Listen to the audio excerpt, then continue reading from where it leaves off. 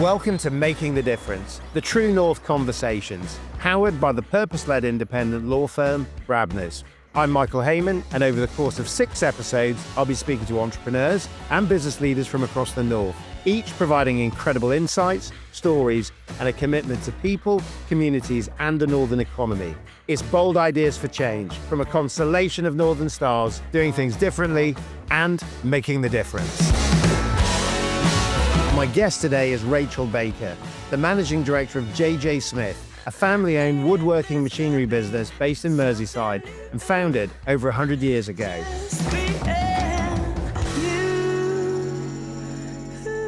Rachael, hello, welcome to these True North Conversations. You're one of our Northern stars. It's brilliant to be talking to you, not only because you've just celebrated 100 years of your family business, 2 years ago, I think it was, but what an achievement. Tell us a little bit about the business. Thank you very much. Yes, we are JJ Smith. We're a woodworking machinery company. So we supply exactly what it says, woodworking machines to a whole variety of sectors, predominantly construction focused. Right. So windows, doors, staircases, furniture, offsite constructed houses, playground equipment, anything you can make out of wood. I like to think probably most people in the country touch something each day that I was just has thinking, been on a there machine. must be a real sense of actually 100 years of seeing your products placed in homes and towns, cities, places. And because we sell the machines that make those products, that's a huge number of products out there. How many generations of the family have been involved? So I'm generation 4. It was my great-grandfather who started the business with his 3 brothers. So he was John James Smith. Yeah. But I mean, bring us right up to date. I mean, you know, I suppose you're dealing in an environment where, in theory, we're going to have 1.5 million new homes. This should be a good sort of time for a business like yours. Yeah, absolutely. So we're really excited, and the country desperately needs those homes. We really need those homes to get building. I think there has been quite a long period where we haven't built the homes we've needed, and that's meant that people are living in temporary accommodation, and we all know the huge amounts of money that's being spent on that. And so if we can get those homes being built, and I'm a believer that we can build those homes better. Right. So we have the technology now to build homes in which you never pay an energy bill. Those homes are zero carbon, and we want to try and help all of the industries that enable that to happen. Because I was thinking, actually, when I was reading a little bit about the business, is presumably sustainable forestry, sustainable practices, bringing that into a construction industry, which probably needs quite a bit of this type of style of things. I mean, is that the dividend that we're playing for? It's absolutely one of the dividends. So if you think about a traditional construction site, there is a phenomenal amount of waste. There's an awful lot of piles of rubble. There's a lot of things that get left out in the rain. There's a lot of things that end up in landfill. If we start to build more of those houses inside factories, you transform that into a manufacturing process, and suddenly you don't have a third of your product going as waste. No factory in the country would allow a third of their goods in to become waste, but we allow that on a building site. So let's start to use that timber that's already capturing the carbon, have sustainable forests, and then use that wood in construction. Brilliant. Now, it could have all been very different, of course, for you, because, I mean, you know, it could have been life as a sort of veterinary scientist. Let's just go back a step in terms of where you thought life was going, and then let's look at the pivot. Yeah, absolutely. So I originally, I did zoology at university, had a fantastic time. I was really lucky to work at the Morden Research Institute up in the Edinburgh Science Triangle, and my PhD is in veterinary parasitology. I worked on a very specific worm that lives inside the stomach of sheep, and all PhDs are very niche, and mine was one particular enzyme in that one particular worm. But okay, so you could have been a very, very specialist scientist. Absolutely, yeah. But you've chosen to go into a family business. Tell us a little bit about I suppose the kind of the life changes that leads you to today, because obviously we're looking at well-branded, on-brand. JJ Smith is where you've chosen to build your career. Tell us why. Yeah, so I had a little bit of a career break from science to have children, and I was at home with a 6-month-old baby, and I was approached by the family business at the time to see if I'd come in. Dad at the time was the managing director, and he asked would I come and do a day a month as a non-exec director, so to bring some of my science and data skills into the business. And how many days a month are you doing now? Yeah, considerably more than that. Every day. So yeah, that baby is now at high school, and I'm now managing director. So life is never a straight line, but I love it. What's the sort of the the feel of a family business? We were talking off camera about the difference, I suppose, between an entrepreneur and a generational business leader. I mean, one of those has got to be the issue of time, hasn't it? In terms of that sense of people have gone before you and the people that will come after you, I guess. Absolutely. I think there's a huge responsibility. So there are people working in the business who started working in our business before I was born. Right. I've known them my entire life, and there is this huge sense of responsibility. Does that bring challenges when they've known you this high?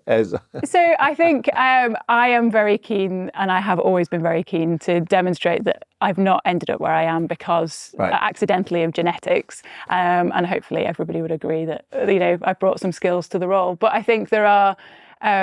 I think it brings added responsibilities. Right. So there's within our business, so just this year, I've done 3 retirements for people who each worked for 48 years for our business. Wow. So that's just 3 people. That's a huge amount of knowledge retained within that. And I think that's something in family businesses where people tend to stay for quite a long time. Right. And you need to capture that knowledge and then transition it as well. We spent a lot of time talking about first generation businesses, entrepreneurs that, are there.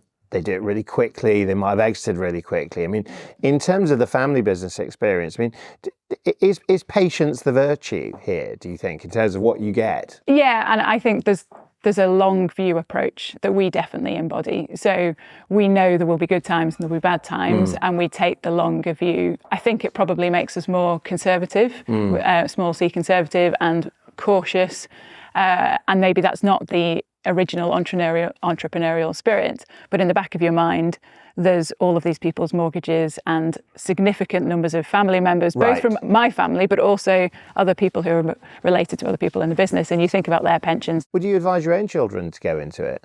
So I would always give them the choice. So I was given the choice to go and do what I wanted to do, and then asked, and I would never force anyone. I don't think that's the right way of going in. And I think so my grandfather, I think he wanted to go off and do history, but he was encouraged into the business. But I think you have smaller numbers of people when you're in generation 2 as to who you pass it on to, and times were different. It was a long time ago. There's something very special about family business cultures. And I'm thinking about people I've met over the years, like the Waits families or the Warburtons, or people that can actually point back to serious sort of timelines and actually what that does to them in terms of their sense of responsibility and other factors that actually probably are different than if you are a sole entrepreneur running a single generation business. I absolutely think that's the case, and I think it makes you, for your own role in that, it makes you much more aware that you're a small piece in this puzzle as opposed to this is entirely your thing. Yeah. Is there a northern dimension here? Is there, in terms of being a northern business? I think so. Tell us. I mean, and actually, we're speaking in Liverpool, and you've got a Merseyside sort of like business. I mean, is it just the north, or is it the northwest, or is it Merseyside? Yeah, so I think there is something very special about all 3 of those. So I'm lucky. I live in Lancashire, but I work in Merseyside. My children go to school in Sefton, so I get to sort of claim both Lancashire and Liverpool City region for home, really. And I think there is something very special about northern businesses. I think there is a warmth. There is a caring for the people, which extends beyond our own people, but and I think there is an integrity and an honesty that I think comes from businesses. So tell us how that manifests within a kind of JJ Smith perspective. So for us, we have customers that we sell capital equipment. So you might not need to buy a machine from us, every day. It's not like Warburton's where you need to buy a new loaf of bread every couple of days. You might not need to buy a machine from us for years at a time. But what we want to do is build that long-term relationship with somebody. So we will do absolutely the right thing to look after you from the beginning. We will never sell you the wrong machine, and we will hold your hand on your business journey, however long that takes. And it might be that you don't come back to us for 25, 30 years.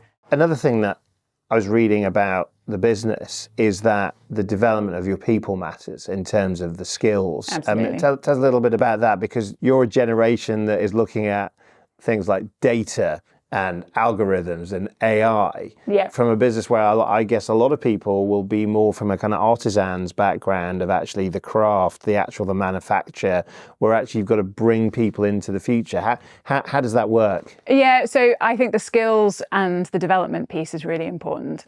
At a community level, I am a firm believer that we cannot leave the skills challenge, as it gets a lot of media attention, to just the schools and the colleges. The businesses have to play a part in that. So we do a lot of work in our community about aspiration. So you can't be what you can't see. Right. Show me a 7-year-old girl that doesn't like Lego.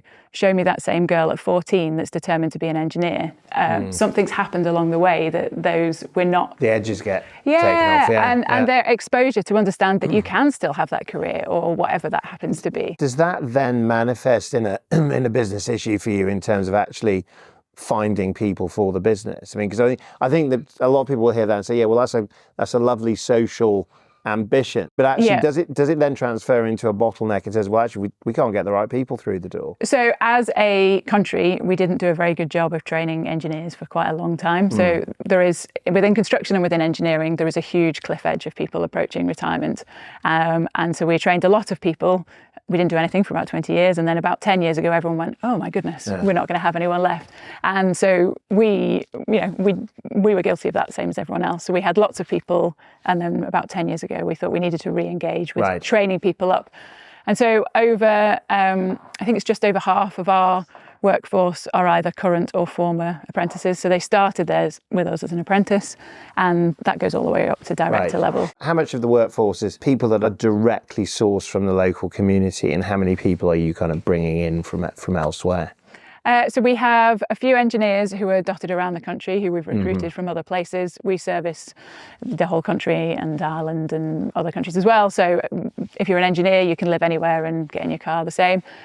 So I think we have a handful of engineers, and then everybody else is sourced from within our local community. Right. And so that community connection presumably then matters. I suppose I'm talking about here core purpose, core commitment to place, to actually the people that are part of your wider community. Tell us a little bit about how you work with them. Yeah, we work within schools, within the colleges, so opportunities for young people, but then also trying to build up the ecosystem within the Liverpool City region. So one of the things that we want to try and do is to build up this circular economy. So within the Liverpool City region, we have some amazing opportunities for house building. We're one of the few places where we have enough brownfield sites for 40,000 homes. Right. That's a phenomenal opportunity that people in the Cotswolds would love to have. And so we have those abilities here, and we can build that as a strength. Right. So if we can help enable some of those factories and those skills and that ecosystem, then that's higher quality jobs. So if those are some of the vital ingredients, how do they get? Are they moving, or are there things that they could do to get moving? I'm thinking about those brownfield sites. Yeah, I think there are lots of people working very hard at it. I'm an inherently impatient person, and I would love it to happen quicker. So I think you might be an entrepreneur rather than But I think there are, I think every day there's somebody in a bed and breakfast bringing up a child in a bed and breakfast rather than in a house is a scandal, and we should be building those houses and we should be building those social homes. I would desperately like that to happen quicker. And I think as a region we can be bold, we can lead the way, and we can say we're going to do things differently. And how much is technology driving your business? I mean, do you sometimes think about, we kind of touched on, I suppose, the kind of some of the sustainability issues for construction, but I think there are also discussions that are going on about AI, about quantum, about things where actually a lot of people in construction think, well, that's not really for us. Is it? How are you embracing it? So I think everybody's using AI already, and they just don't realise it. And I think it's the more of that message we get out. So we are embracing it as a business. I am very keen that AI is used for good. Right. I'm very keen that we develop the guardrails so that we're using it in the right way.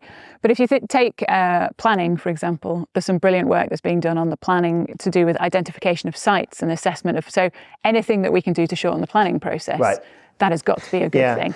And the same with the design of houses, the more that we can do digitally, the better. Well, you mentioned the brownfield sites as being part of, I suppose, the northern mix. Actually, there's space, there's opportunity. we're talking now about, I suppose, that innovation culture. If you look at the Northern innovation culture in terms of actually, well, what does it mean to you, and actually, how does it affect the business? Pick up the story for us. So Liverpool, I believe, is one of 3 that's up for the City of Innovation, European City of Innovation, which I think is amazing, and I think reflects a lot of hidden innovation that's been happening that people just didn't know about. And I think that's one of the things, probably as Northerners, we're a little bit humble some of the time. And I think we're not always as good at shouting about just how great the things are happening and here. And the spirit of discovery, right? And the spirit of discovery. Yeah. And so I think it's a balance. We don't want to lose what makes us Northern, but also sometimes you do have to shout about these amazing things that are happening right here on our doorstep. So when you travel around, I mean, I'm thinking about the kind of I suppose, the regional economy in terms of what it's got, what's missing. What would you do if you were running the show? I think Rachel from there. Steve Rotherham is safe. It's okay. I have no desire to be mayor of Liverpool City Region. If I was catapulted into the role for a day with unlimited funds and a magic wand, I would focus on housing, and I would wave the magic wand which says, from now on in Liverpool City Region, we are only going to build zero carbon, zero bill homes, and we're going to build thousands of social homes. So stand by values. And then really kickstart that ecosystem that shows that you can change it. So we enable the jobs, we enable the factories, and we become the place that builds the houses for other bits of the country. And in a day when you can put panels and houses on wagons, let's be the place that builds them. I mean, Rachel, our time is almost up. I'm sorry to say, but I'm going to give you one last question, because I think, first of all, congratulations on becoming one of our Northern Stars. Thank you. And as well as a geographical point, I guess a true north is a sense of direction, a sense of destination. And I suppose last question for you as a business leader, what's your Northern Star? So my Northern Star is all about people, and it's about the people that I get to interact with on a day-to-day basis. So if I look after those people and I do the very best by them, they will go out to do the very best for the businesses that they're interacting with, and the communities in which we are, and the whole economies that we serve, really. So yeah, at the centre of everything I do is people. Rachel, thank you so much for joining us on the True North Conversations, sharing the story of JJ Smith. It's been brilliant speaking with you. Thank you very much.